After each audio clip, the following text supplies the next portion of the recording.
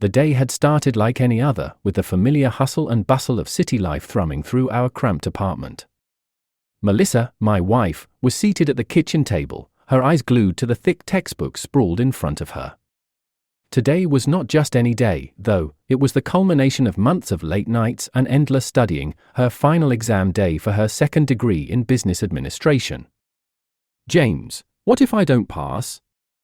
Melissa's voice cracked slightly as she spoke, her fingers nervously tapping against the page. The stress was evident in her furrowed brows and the way her lips twitched in a frown. "You're going to do great," I assured her, wrapping an arm around her shoulders. "You've worked so hard for this." "But what if hard work isn't enough?" She looked up at me, her eyes brimming with worry.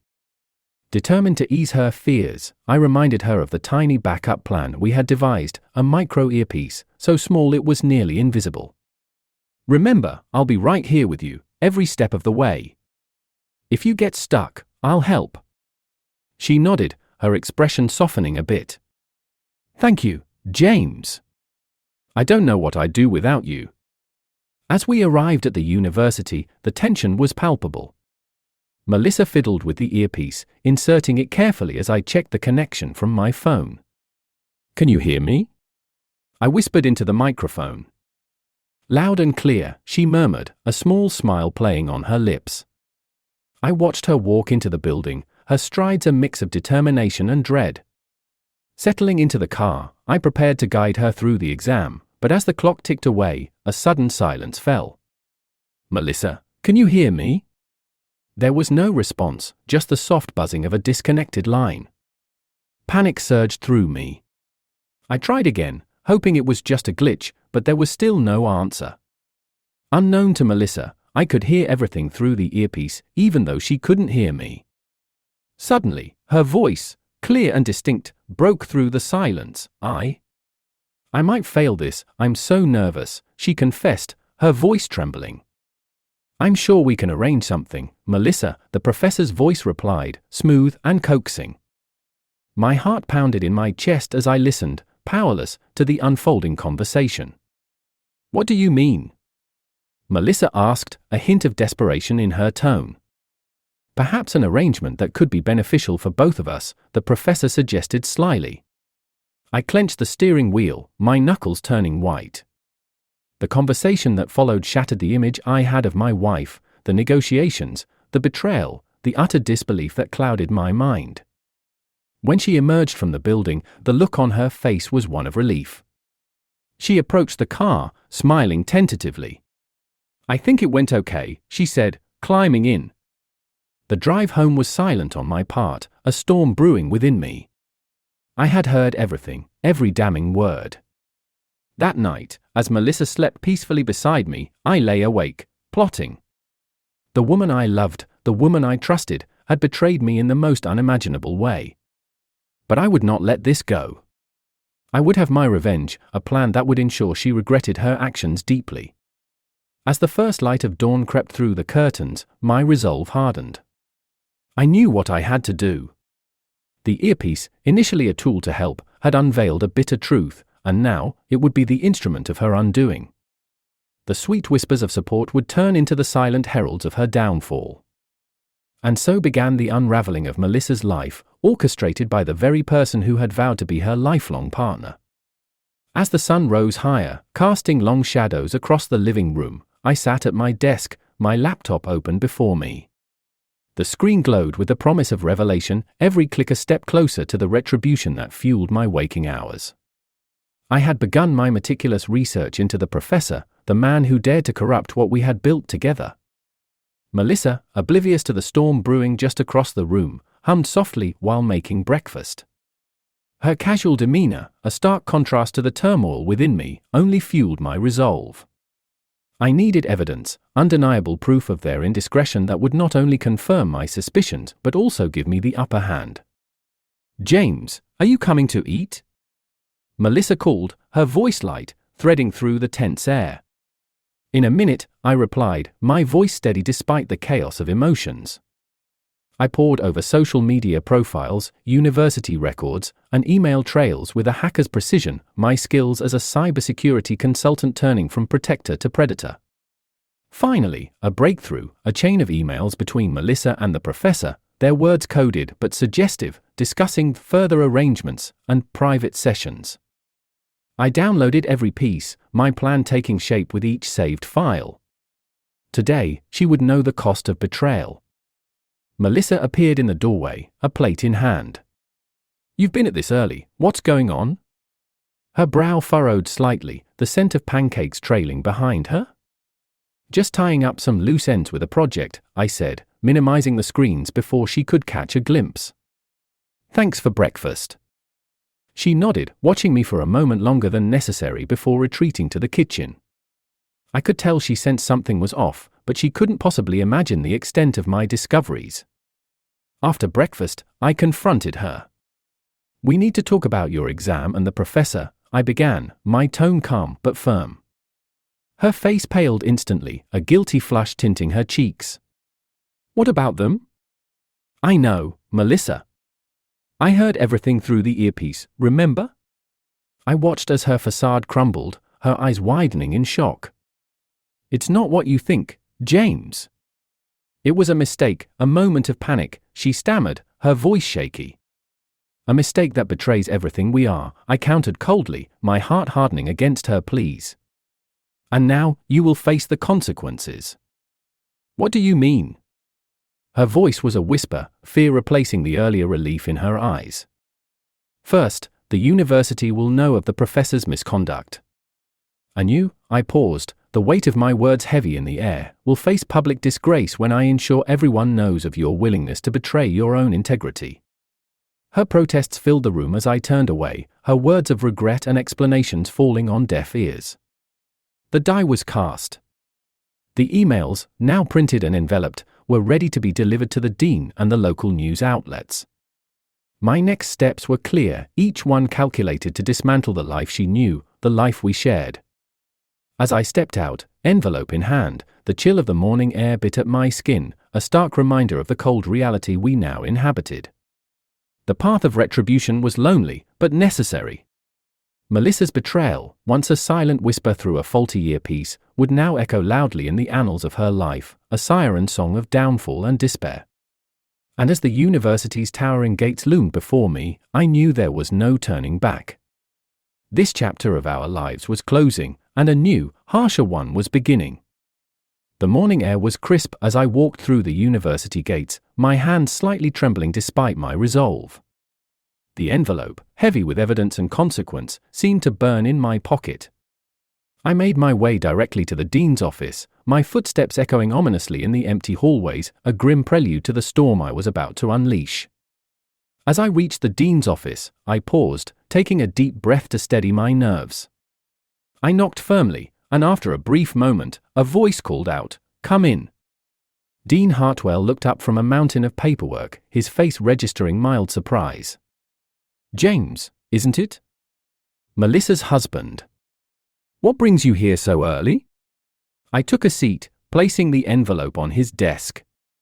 "I have something you need to see, concerning one of your faculty members and a serious breach of ethical conduct," I stated, my voice steady despite the tumult inside me.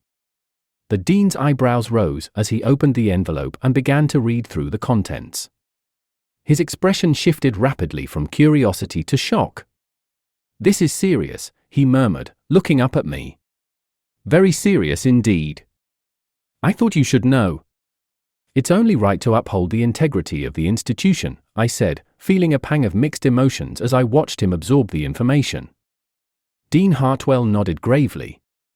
"Thank you for bringing this to my attention, James. We will investigate this immediately. And Melissa, this will have repercussions for her as well." "I understand," I replied, the words heavy on my tongue. "I expect nothing less." Leaving the office, I felt a release of tension, but it was quickly replaced by a hollow emptiness. The first part of my plan was set in motion, but the personal cost was becoming palpable. Back at home, the atmosphere was icy. Melissa sat in the living room, her eyes red-rimmed from crying. As I entered, she looked up, a mix of fear and sadness in her gaze. "James, what have you done?" she asked, her voice cracking. "I did what I had to do," I responded coldly. You made your choice, Melissa. By destroying everything? Our marriage? My career? Her voice rose in desperation. You destroyed it yourself when you decided to betray me, I shot back, the anger and hurt resurfacing. Melissa shook her head, tears streaming down her face. I told you, it was a mistake. I was scared, pressured. I never went through with it. But you didn't even give me a chance to explain. Her words stung, a reminder of the complexity of human emotions and the rashness of my actions. But the damage was done. The phone rang, cutting through the tense silence. Melissa glanced at it, then at me, before picking up. Hello? Her voice was tentative, fearful. After a moment, her face went pale. Yes, I understand. She hung up and turned to me. That was the dean. They're suspending me pending an investigation. They might expel me, James. I watched her, the reality of my actions settling in. I had wanted revenge, to make her feel the pain I felt, but now, seeing her so broken, the victory was hollow. We're over, aren't we? She whispered, a simple question laden with despair. Yes, I replied, the finality of the word echoing between us. Melissa nodded slowly, her eyes empty. I hope this was worth it, she said quietly before walking away, leaving me to ponder the true cost of my retribution. As I stood in the silent house, the weight of loneliness and regret bore down on me. The thrill of vengeance had faded, replaced by the stark reality of our ruined lives. The echoes of betrayal, once loud and clear, now whispered a somber lesson in the heavy air. The days following Melissa's suspension were thick with tension and unspoken regrets. The once warm spaces of our home now felt cold and alien, a battleground of broken trust and shattered dreams. I watched her move through the house like a ghost, her presence a constant reminder of the rift between us. But the turmoil within me only deepened. I couldn't shake the echo of her voice on that fateful day, her whispered negotiation with the professor. The seed of betrayal had sprouted a dark and vengeful need within me, one that demanded more than just her academic downfall. I planned meticulously, each step calculated with a cold precision. If my heart was to be a wasteland, I would ensure hers was as barren. One evening, as rain pattered against the windows, I sat in the darkened living room, waiting for her to return from a meeting with her lawyer. The light from the street lamps cast long shadows across the floor, shadows that seemed to whisper of deceit and treachery. The door opened, and Melissa stepped in, her face drawn and tired. She froze upon seeing me in the darkness, a sense of foreboding clouding her eyes. James, we need to. Save it, I cut her off, standing to face her. The room was charged with an electric current of impending doom. I know more than you think, Melissa. Her brow furrowed in confusion. What are you talking about? The earpiece, I began, my voice low and menacing. It never malfunctioned. I heard everything on purpose. Melissa's face drained of color. You or what? I wanted to test you, I confessed, my words laced with venom. And you failed spectacularly. Her hands trembled, and her voice was barely a whisper. James, please. There's nothing left to discuss, I stated coldly. You destroyed us. With that, I revealed my final act of retribution. I've made sure that no university will accept you again. Your academic records, our emails, I've sent them all. You won't be able to escape this. Melissa staggered back, her eyes wide with shock. You can't. How could you be so cruel? I learned from the best, I sneered. The house seemed to close in around us, the storm outside mirroring the chaos within. I never slept with him, she blurted out suddenly, her voice cracking under the strain.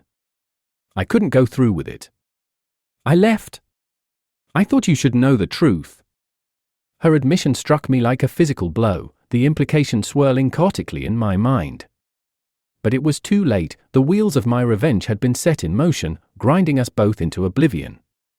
There's nothing left for me here, Melissa said, her voice hollow. She picked up a bag I hadn't noticed she'd brought with her.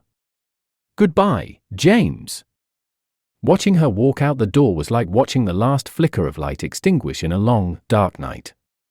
The silence that followed was oppressive, a testament to the devastation left in the wake of my revenge. I was alone, truly alone. In my ruthless quest to destroy her, I had destroyed a part of myself as well. The house, once filled with laughter and love, now stood as a mausoleum to my hatred and her betrayal. As the rain continued to fall, washing the world clean, I understood that some stains were indelible. Melissa was gone, the love we had irretrievably lost, and all that remained were the echoes of our mutual destruction, reverberating through the empty halls of our once happy home. The price of revenge was steep, and I had paid it in full, only to find that it had cost me everything.